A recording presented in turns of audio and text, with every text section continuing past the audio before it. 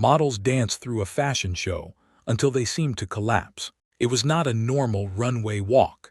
The show borrowed the logic of a dance marathon, where non-stop movement was the point. That meant the models had to keep dancing instead of pausing between poses.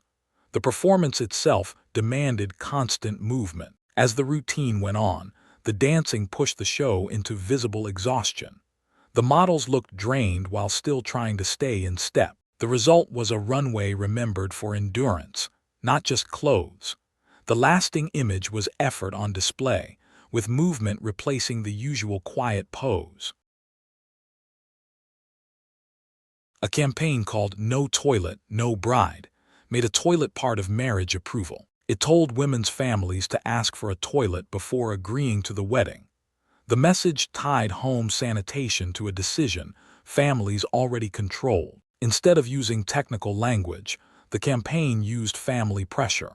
A toilet became a condition, not a side issue, because marriage approval carried weight. That shifted sanitation from private inconvenience into a public family demand.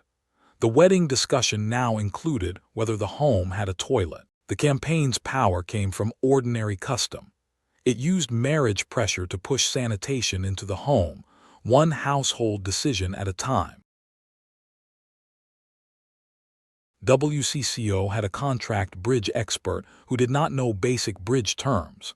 Al Sheehan was that expert. He was presented to listeners as the station's bridge authority. The problem was simple. The title said expert, but the knowledge did not match. The gap shows up in the phrase he did not know, a trump from a rubber.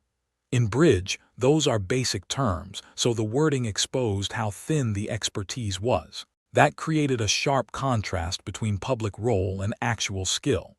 A listener could hear the authority, then notice the missing basics behind it. The story ends as a reminder that an expert label is only as strong as the knowledge underneath it.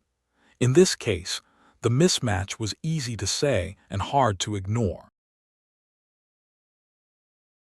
A comic provincial diary helped shape Bridget Jones. Diary of a Provincial Lady was written as a novel in diary form, and that format outlived the book itself. The book was a comic novel, so its diary entries mixed everyday life with dry humor. That made the voice feel personal, quick, and easy to copy. Because it already used diary entries, later writers had a ready-made template. They could build a whole fiction out of dated notes, private thoughts, and a speaking voice. That template helped inspire later fictional diaries, including Bridget Jones. The diary became not just a format, but a way to tell a whole story through one voice. So one comic diary left behind more than a story. It left a usable literary pattern, and later books could step into that same private, confiding frame. Sidney Gish says she Frankensteins her songs. That means she builds them from parts, not one clean pass. The word is a metaphor for composition.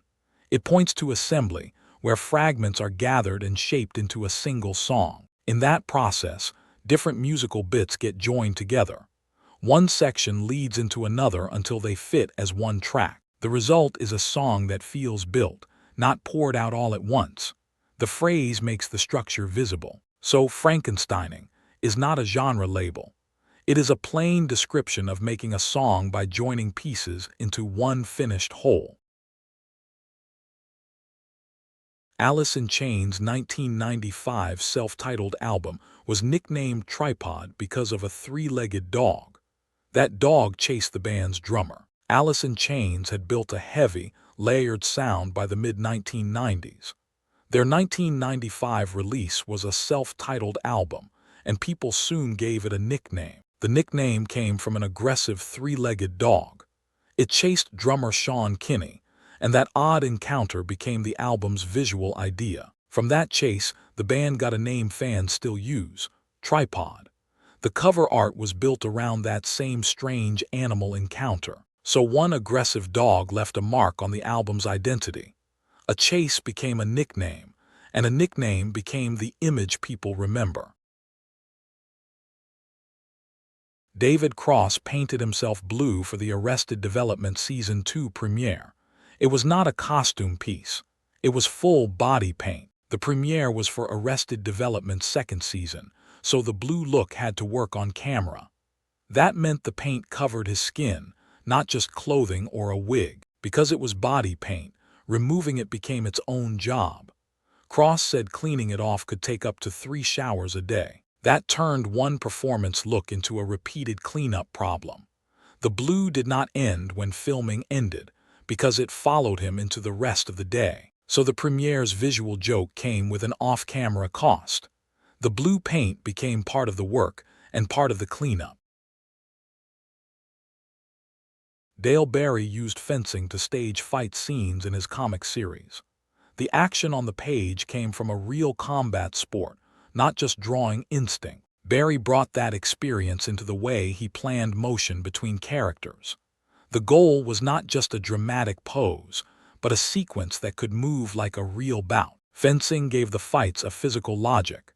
Each movement could follow balance, distance, and timing, so the choreography stayed believable on the page. That made the comic fights feel staged instead of random. The characters' actions looked planned the way a fight is planned in real life. The result was a series where drawn combat carried the rhythm of lived technique. On the page, the fights had a body behind them.